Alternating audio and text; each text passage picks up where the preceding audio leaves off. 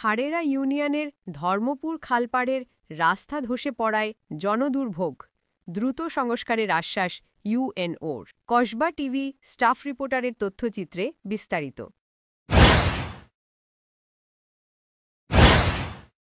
কসবা টিভির পক্ষ থেকে স্বাগতম। শুরুতেই শিরোনাম, এখন দেখুন বিস্তারিত। ব্রাহ্মণবাড়িয়ার কসবা উপজেলার খাড়েরা ইউনিয়নের ধর্মপুর খালপাড়ের একমাত্র চলাচলের রাস্তাটি হঠাৎ দেবে গিয়ে ধসে পড়েছে। এতে স্থানীয়দের চলাচলে চরম দুর্ভোগের সৃষ্টি হয়েছে। স্কুলগামী শিক্ষার্থী, কৃষক ও কর্মজীবী মানুষজন পড়েছেন বিপাকে। স্থানীয়রা জানান, কয়েকদিন ধরে খালের পাড় ক্ষয়ে যাচ্ছিল। রোববার সকালে এক পাশ হঠাৎ ধসে পড়লে রাস্তাটির গুরুত্বপূর্ণ অংশ চলাচলের অযোগ্য হয়ে পড়ে।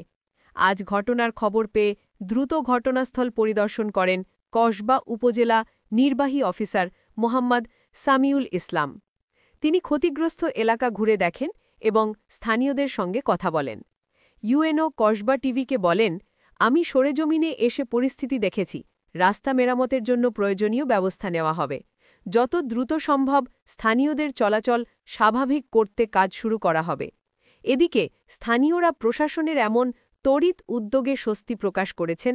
তারা আশা করছেন দ্রুত সংস্কারের মাধ্যমে রাস্তাটি আবারও চলাচলের উপযোগী হবে। ফারজানা রশিদ ঢালি।